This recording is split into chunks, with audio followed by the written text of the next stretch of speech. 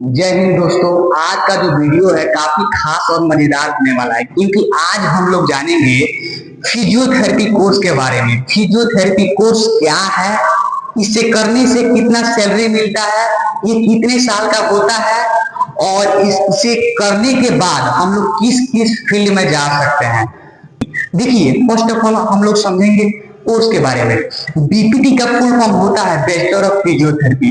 Bachelor of physiotherapy course is an undergraduate degree program. ये हमारा एक under graduate degree programme है जिसका फंक्शन ऑफ फिजियोथेरेपी। अब हमारा सेकेंड पॉइंट समझिए, फंक्शन ऑफ फिजियोथेरेपी। फिजियोथेरेपी का काम क्या है? फिजियोथेरेपी तो हम लोग जानते हैं बैचलर है, लेकिन इसका काम क्या होता है? फिजियो जो थेरेपी जो होते हैं, फिजियो जो थेरेपी करके बीपीटी किए हैं, उनका काम क्या होता है? देखिए, फिजियोथेरेपी का काम होता है an injury of any disease treatment by physical method is also known as physiotherapy. Physiotherapy को अगर हिंदी में समझे तो यह ऐसा कोर्स है, अगर किसी भी व्यक्ति का कोई भी इंजरी हो जाए तो जो फिजियोथेरेपी होता है वो फिजिकल मेथड से उसका इलाज करता है। अब समझिए, जैसे किसी का गोड़ टूट गया, किसी का हाथ टूट गया, किसी का नेक में पेन हो गया, किसी का बैक में पेन हो गया, किसी का ज्वाइंट में पेन हो गया, तो फिजियोथेरेपी क्या करता है? उसको फिजिकल मेथड करने का मतलब है एक्सरसाइज से, मशीन से, इस सब के माध्यम से उसको ट्रीटमेंट करता है। तो यही काम है फिजियोथेरेपी का। अब हम लोग समझते हैं इसका थर्ड पॉइंट है कोर्स डिटेल्स। देखिए, जो फिजियोथेरेपी कोर्स है बैचलर वाला, ये 4 साल का होता है। 4 साल का कोर्स होता है, 6 महीने की इंटर्नशिप होता है। देखिए, जो इसका ड्यूरेशन होता है 4 साल होता है, कोर्स का टाइमिंग 4 साल होता है, और जो 6 मंथ होता है इसमें हम लोग इंटर्नशिप करते हैं। जब हम लोग इंटर्नशिप कर लेते हैं तब हम लोग को माना जाता है कि हाँ, हम फिजियोथेरेपी कोर्स कर चुके हैं, तब हम लोग को जॉब मिल सकता है।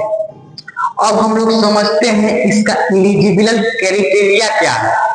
किस क्राइटेरिया में हम जो करेंगे, किस सब्जेक्ट से पढ़ाई करेंगे तो फिजियोथेरेपी में हम एडमिशन ले सकते हैं। देखिए, अगर आप 12 फिजिक्स केमिस्ट्री बायोलॉजी से पास किए हैं, अगर आप 12 फिजिक्स केमिस्ट्री बायोलॉजी से पास किए हैं तो आप इस कोर्स के लिए एलिजिबल है।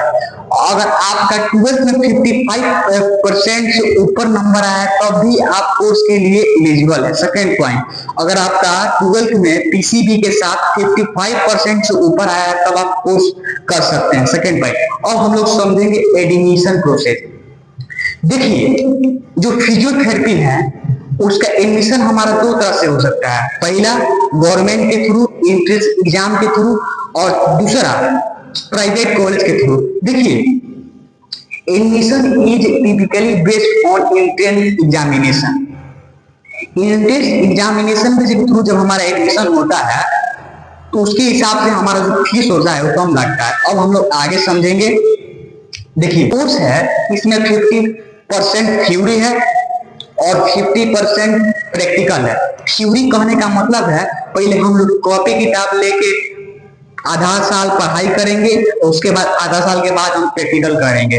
थ्योरी का मतलब होता है कॉपी किताब कलम लेके पढ़ाई करना, उसी को हम लोग थ्योरी करते हैं। और प्रैक्टिकल का मतलब होता है हम लोग जाते हैं हॉस्पिटल में और वहां पे मरीजों का, जिसको बैक पेन है, नेक पेन है, ये एल्बो में पेन है, ज्वाइंट में पेन है, जिसका फ्रैक्चर हो गया है, तो उसको कैसे ठीक करना है, ये सब हम सीखते हैं किसमें? प्रैक्टिकल में। अब देखिए, अब हम लोग समझते हैं इसमें इस सब्जेक्ट क्या क्या पढ़ना होता है। तो देखिए, आप लोगों को शायद पता नहीं होगा, जो हमारा फिजियोथेरेपी है इसका सिलेबस एमबीबीएस के सिलेबस से बहुत मैच करता है। इसलिए हम लोग फिजियोथेरेपी को आजकल एक नंबर कोर्स बोल रहे हैं, क्योंकि इसका करने का अलग जलवा है और एक दबदबा है। क्योंकि आने वाले फ्यूचर इसका जो डिमांड है अकॉर्डिंग टू अभी के जनरेशन के हिसाब से बहुत बढ़ने वाला है। देखिए, अब हम लोग समझेंगे इसमें क्या क्या पढ़ते हैं सब्जेक्ट में। देखिए, इसमें हम लोग पढ़ते हैं एनाटॉमी को पढ़ते हैं, फिजियोलॉजी को पढ़ते हैं, बायोकेमिस्ट्री को पढ़ते हैं, पैथोलॉजी को पढ़ते हैं, माइक्रोबायोलॉजी को पढ़ते हैं, फार्माकोलॉजी को पढ़ते हैं, इलेक्ट्रोथेरेपी को पढ़ते हैं। ये हमारा खाली फर्स्ट ईयर का सिलेबस है। अभी खाली की सब्जेक्ट है, अभी हम लोग 4 साल पढ़ना है। 4 साल में बहुत सारा सिलेबस है। अभी हम कोई मेन सिलेबस को यहाँ पर रखते हैं। देखिए, जो एनाटॉमी होता है इसमें हम लोग बॉडी के इंटरनल स्ट्रक्चर को पढ़ते हैं। इंटरनल स्ट्रक्चर कहने का मतलब है कि इंटरनल स्ट्रक्चर मतलब इंटरनल में हमारा बोन आ गया, तो हम लोग इसमें बोन के बारे में पढ़ते हैं। और जैसे हमारा एक गीला आ गया, हमारा ब्रेन आ गया, स्कल आ गया, हम लोग बॉडी के इंटरनल ऑर्गन के बारे में, इंटरनल स्ट्रक्चर के बारे में पढ़ते हैं एनाटॉमी में। अब देखिए, अब बात आती है फिजियोलॉजी। देखिए, physiology is the branch of biology, the study of human body work. ये हमारा जो है, इसमें हम लोग पढ़ते हैं हमारा बॉडी जो है कैसे कैसे काम करता है।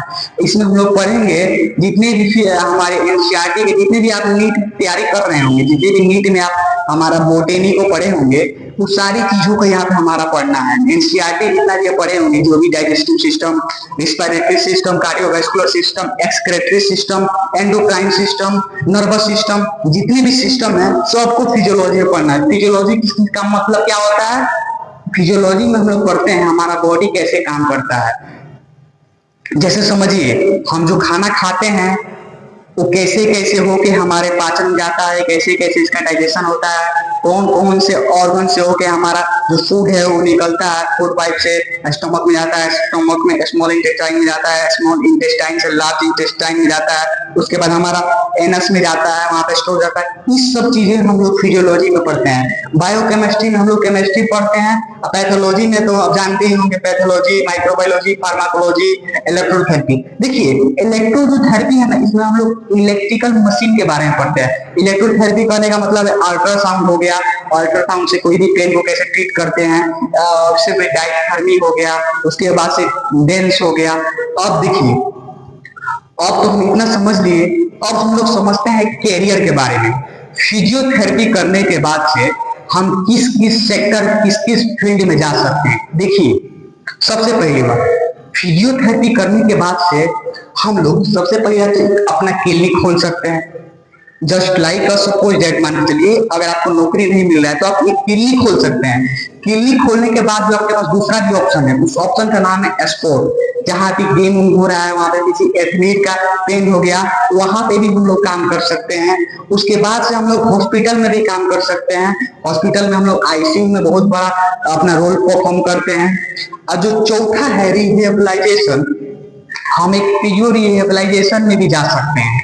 और जो पांचवा है, हम लोग सबसे पहली बात, अगर आप बीपीटी कर रहे हैं तो आप लेक्चरर भी बन सकते हैं। अगर आपका कोई भी सब्जेक्ट इसमें से anatomy, physiology, biochemistry, pathology, microbiology, कोई भी सब्जेक्ट अगर आपका स्ट्रॉन्ग है तो आप लेक्चरर भी बन सकते हैं। लेक्चरर मींस असिस्टेंट प्रोफेसर, आप आराम से बन सकते हैं। अब देखिए, अब हम लोग बात करेंगे इसका फीस के बारे में। जो गवर्नमेंट कॉलेज में आप जाइएगा एंट्रेंस एग्जाम दे के, तो उसमें जो होता है 5-7 हजार फीस लगता है। 50,000 से 60,000 फीस लगता है। और जो प्राइवेट कॉलेज होता है जिसमें आप बिना एंट्रेंस एग्जाम दे के जाइएगा, तो उसमें 3 लाख से 5 लाख फी लगता है। ये डिपेंड करता है प्राइवेट कॉलेज में जाने पर, ये डिपेंड करता है कि कितना उसका बड़ा टॉप इंफ्रास्ट्रक्चर है और कितनी बड़ी कॉलेज की बिल्डिंग है और कितना बड़ा उसका प्लेसमेंट है। उसके हिसाब से उस कॉलेज का फी निर्धारित होता है। हम लोग अभी नॉर्मली लेके चल रहे हैं, किसी प्राइवेट कॉलेज का फीस 3 लाख से 5 लाख के बीच में होता है। लेकिन वो डिपेंड करता है उसके टॉप इंफ्रास्ट्रक्चर बिल्डिंग पे, उस कॉलेज का कैंपस पे, उस कॉलेज की यूनिवर्सिटी पे, उसके ऊपर उसका फीस डिपेंड करता है। हम लोग नॉर्मली अभी लेके चल रहे हैं। अब देखिए, एक हाईलाइटेड पॉइंट जो आप लोगों को पहले ही बताना चाहिए, बीपीटी करने के बाद से आपके नाम के आगे डॉक्टर लग सकता है और नाम के पीछे आप पीटी लिख सकते हैं। ये एक अलग जलवा है, इसलिए इस कोर्स का डिमांड आजकल बहुत बढ़ रहा है। नाम के आगे आप डॉक्टर भी लगा सकते हैं। सोचिए, एमबीबीएस